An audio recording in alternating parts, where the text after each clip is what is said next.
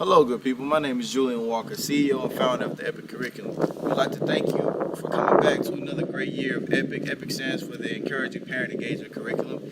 And you know, as we always do, we always start off with the football and cheerleading season.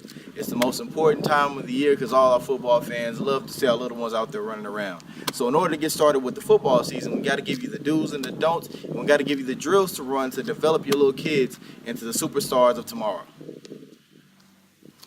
The reason that we always start with the football and cheerleading seasons is very simple. Football and cheerleading are two of the only sports that cover all the developmental domains that your child's Head Start agency focuses on. Number one, it hits the physical fine and physical growth. Now, when I say physical fine, I mean, can you use your digits in certain ways to manipulate pens and pencils and gadgets? Now, most people think that playing video games or playing with the iPad is a way to do that, but if you can actually get out here, grip a football or grip a flag and pull a flag, those are the main things that you can work on to develop that fine motor action. Now, as far as physical gross motor goes, to be able to stand on one foot, to be able to navigate a running motion, to be able to walk backwards, move sideways, move laterally, and all those different things that football and cheer teach are very essential to the development of your child. If your child can navigate their own body movement, it shows the development from point A to point B. For example, when you start off the football season or the cheer season, you're going to notice that some children may struggle with certain movements. But by the end of this 5 to 8 week process, you're going to notice that each one of these childs develop in a great way. So much so that we're going to have real football going on, real games going on, real champions being made, and it's all going to be in the name of great fun and great success at your Head Start agency. Now, to get started with our football and cheerleading season, the very first thing we have to teach our children and sometimes our coaches is how to actually stretch. Now, here demonstrating my things, I have Mr. Jeremiah Walker. He's a football player at Ridge Point High School. He's going to be helping me demonstrate all of our movements today. Now, the very first stretch that we're going to teach is the standing bend over stretch. What you're going to do is bend at the waist, take your hands down to your toes, and hold for a 10 count. Okay. The next stretch is our standing V. In the standing V is 3 different positions that you can go to. You can go to the left first.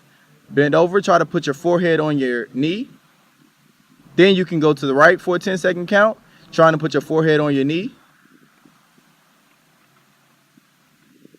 Then you can stretch down to the middle, trying to reach your hands behind your body, exactly like that, for a 10-second count. Next, you can get into your calisthenics. The very first thing that we're going to have them do is a standing squat. You're going to spread your feet shoulder width apart, hands straight out, bend at the knees and the waist to a 90-degree angle with your knees and your buttocks. Like so. All right. The very first calisthenics that we're going to do is our high knees. Now, when you do your high knees, standing straight, you should take your left knee and try to drive it towards your chest. Then switch and taking your right knee towards your chest. Great way to loosen up your body. The next calisthenics is called butt kicks. So what you're going to do is try to take your ankles and kick them up towards your back. Great way to loosen up your quads, your calves, and your ankles. The next drill is called the defensive slide move. What you're going to do is start off in an athletic stance, meaning your knees are going to be inside your shoulders, your toes are going to be facing forward. You're going to drop your butt to a 90-degree angle and reach out with the forward foot, stretching out the groin and stretching out your glutes. If he speeds it up, it looks like this. Right. The best way to start practice after you get done stretching is to get into 3 basic drills. The 3 drills I'm going to demonstrate are going to be with Mr. Jeremiah a little bit later. But the 3 drills are going to encompass a running back running the football, a receiver catching the football, and then a defensive player moving in different directions to go and attain the flag from the opposite player. Now, the very first drill is going to be the running back drill. As a coach, you're going to be the quarterback. All of your players are going to be in a line straight behind you like Mr. Jeremiah is right here. Now, what you're going to do is start off with a simple cadence. In football, it's usually a down, set, hut. On down, set, hut, you're going to turn and open up.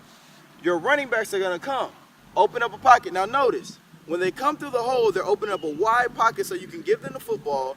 They're going to clamp down on the football. They'll run another 5 yards and then make one cut move and get upfield. Down, set, hut. Now the next drill is a really important drill because it's going to teach hand-eye coordination. Also going to teach the children how to run, turn, switch hips, and catch the football as it's coming to them all at the same time. Now, this is a very complex movement. Usually if a kid can do this, that means they're well developing throughout the developmental domain, specifically the physical fine and physical gross motor movements, okay? To do this drill, you're going to be the quarterback. So the coach is going to be the quarterback standing in the center of the field. Now, if you can get to the point in the season where you can have a player be the quarterback and throw the football, that would be amazing. But to start off with, you're going to be the quarterback as the coach. Your receivers are going to make a line about 5 to 10 yards outside, just like Mr. Jeremiah is. They're going to be in a nice athletic stance, 1 foot forward, bent at the knees, bent at the waist. The quarterback is going to give a cadence, down, set, hut. Once the cadence is given, the wide receiver is going to go on a go route. Now, you're not going to want to wait till they get 5 or 10 yards down the field. The reason being is because we're dealing with 3, 4, and 5-year-olds. You don't want to make it a 20-yard throw. Let them get 5 or 10 yards down the field, make a nice soft throw. Do not throw it underhand. Teach them how to catch an overhand pass. Down, set. Okay, the last drill that we're going to do to start off practice is the defensive agility drill. Now in the defensive agility drill, you're working on not only the physical fine, physical gross, but also cognitive skills. The reason that it's cognitive is because you're going to be giving him different cues to read and react. For example, when you move your hand to the right with the football, he's going to slide to the right. If you move it to the left, he's going to slide to the left. If you move it forward, he's going to go backwards, and if you move it forward abruptly, he's going to run forward for the catch.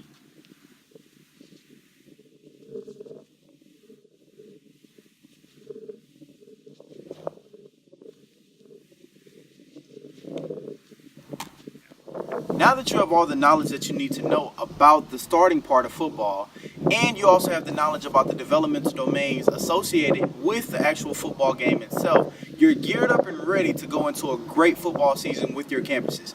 Remember, this is competitive. We're playing to win, but we're also playing to have a good time. You're always teaching sportsmanship. This is not about the wins and losses at the end of it, but it's the personal wins and losses for each player. The game in EPEC is for each parent and each child to mingle together and garner a great sense of togetherness with one another. You have to understand that that relationship builds throughout their entire lifestyle and life change that you and your child are making. Understand, they've only been on this earth for 3 or 4 years. They don't really know what's going on. They need to have a #1 fan, a #1 cheerleader, and that has to be you as a parent and as a coach. It's the same thing. It doesn't change with the title. You have to be the #1 fan, you have to be the #1 cheerleader. So in the sense of competitiveness and togetherness, we definitely want to push the envelope on having a great time with one another and a great time as an organization. Again, my name is Julian Walker, founder and CEO of the EPEC curriculum, and I look forward to having more conversations with you in the near future.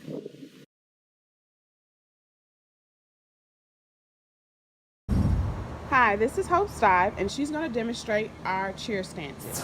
The first stance is going to be the beginner stance. You're going to stand with your feet together and hands by your sides.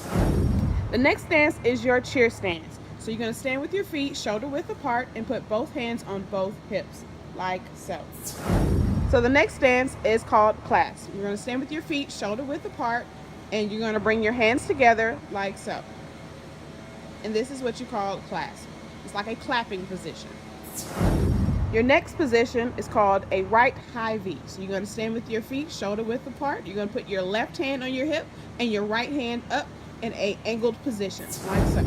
So the last 2 stances Hope's going to demonstrate is the high V and the low V. So you're going to stand with your feet shoulder width apart and you're going to bring your arms out to your side in a low V. The high V is the same thing, but it's going to be upwards. So Hope's going to demonstrate a cheer that you could use during practice. This one's called LET SGO, come on team, let's go. LET SGO, come on team, let's go. The second cheer Hope's going to demonstrate is called Yell 'em Out. Yell 'em out, yell 'em out, yell those team colors out. Red, red, red, red, blue, blue, blue, blue, blue, blue, blue, blue. Yeah!